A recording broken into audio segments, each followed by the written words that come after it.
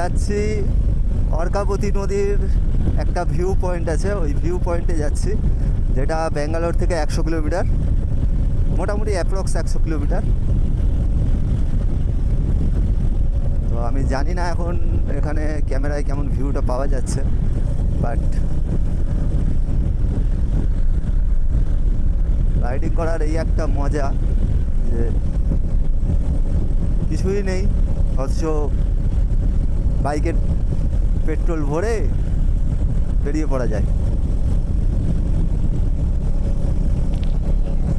অনেকেই প্রশ্ন করে যে রাইডিং করে কি হয়, রাইডিং করে কি পাও।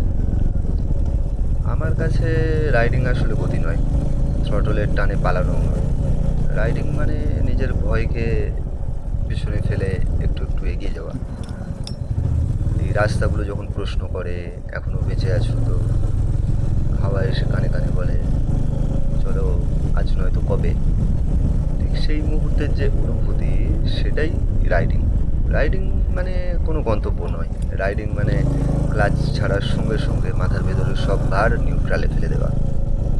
যখন হেলমেটের ভেতর নিজের নিঃশ্বাসের শব্দটা শোনা যায় আর লুকিং গ্লাসে পড়ে থাকে পেছনে ফেলে আসা সমস্ত অপ্রয়োজনীয় মুখ, তখনই বোঝা যায় রাইডিং মানে শুধু স্বাধীনতা নয়, রাইডিং মানে নিজের সঙ্গে সৎ থাকা।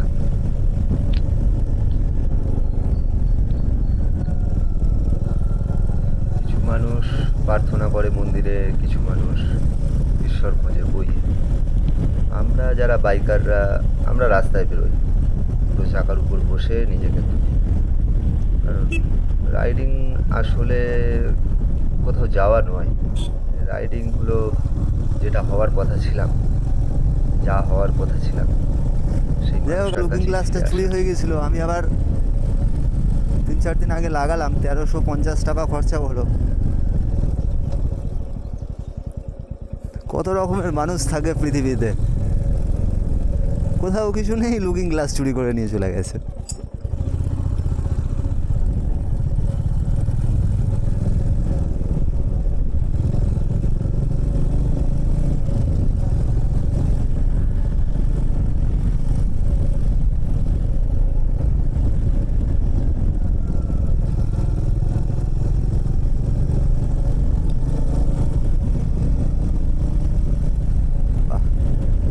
একটা বাড়ি বানিয়েছে, একদিকে পাহাড় একদিকে একটা বাড়ি, সুন্দর জায়গা।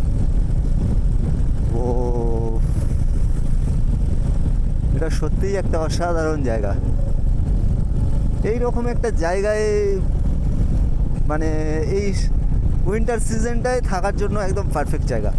উইন্টার সিজনে থাকার জন্য এগুলো একটা পারফেক্ট জায়গা, যেখানে এই পাহাড় থাকবে, পাহাড়ের পাশে একটা ছোট ছোট জঙ্গল থাকবে, তার মাঝখানে একটা হোমস্টে, ব্যাস আর কিচ্ছু না।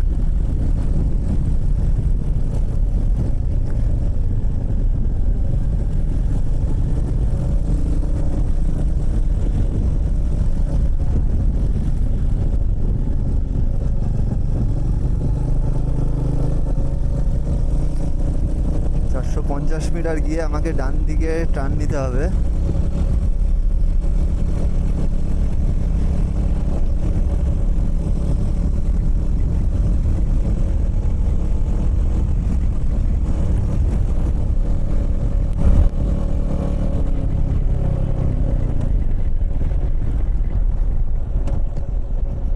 লোকেরা, এখানকার মানুষরা, এদের যে সংস্কৃতি এটাকে কত ভালোবাসে। কালকে মকর সংক্রান্তি ছিল এদের এখানে, যেটাকে বলে পোঙ্গল। রাস্তার মধ্যে আলপনা দিয়েছে, খুব সুন্দর আলপনা দিয়েছে, অনেকটা রাস্তা ছিল। আমি জাস্ট শেষ মাথাটায় এসে আমি ভিডিওটা করলাম, দারুণ লাগছিল।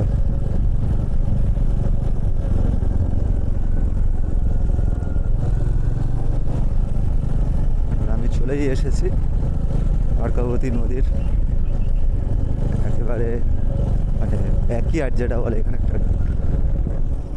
একটা ওই ড্যাম আছে আর কি, মানে এটা রিজার্ভয়ার, এখানে জল জমা করে আর কিছুদিন পর পর ব্যারেজ থেকে ছাড়া হয়।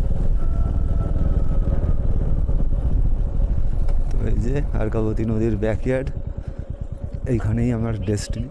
এবার কোথায় যেতে হবে দেখি।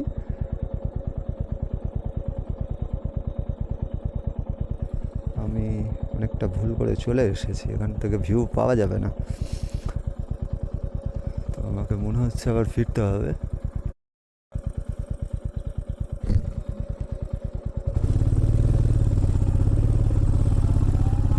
এই যে আমার বাঁদিকে একটা বিরাট পাহাড়, নিচে থেকে উপরে দেখা যাচ্ছে না।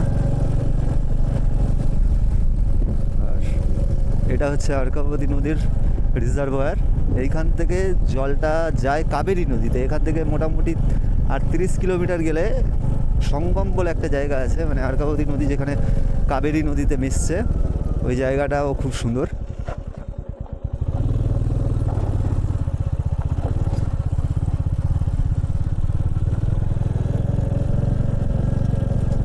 পিচ রাস্তা ছেড়ে এবার উঠে গেছি মাটির রাস্তায়, লাল মাটির রাস্তা।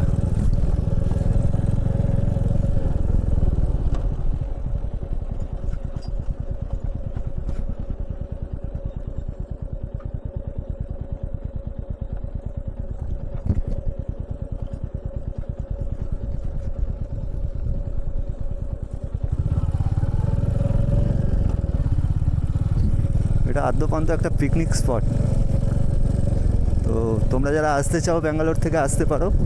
বাহ, অসাধারণ, কত সারস পাখি, বক দেবতা। আমরা ছোটোবেলায় বলতাম না, বক মামা বক মামা, হাতে খড়ি দিয়ে যাও।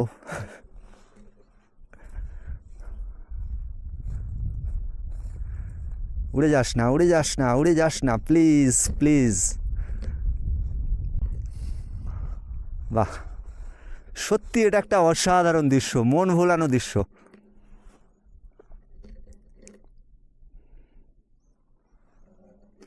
যাই হোক, আমি বকগুলোকে বিরক্ত করলাম, ওরা উড়ে গেল। আবার বসবে, আমি এখানে অপেক্ষা করব কিছুক্ষণ। কদম কদম বাড়ায়ে যা, রাখ হাত।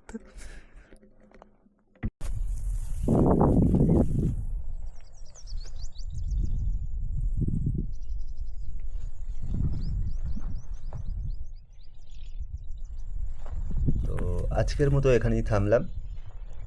জায়গাটা কেমন লাগলো বা ফার্স্ট রাইডিংটা কেমন লাগলো মন্তব্য করতে পারো।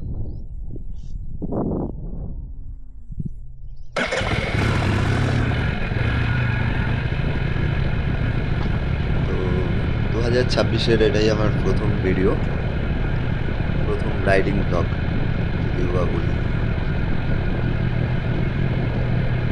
বেশ কিছুক্ষণ প্রকৃতির কোলে সময় কাটালাম, খুব ভালো লাগলো।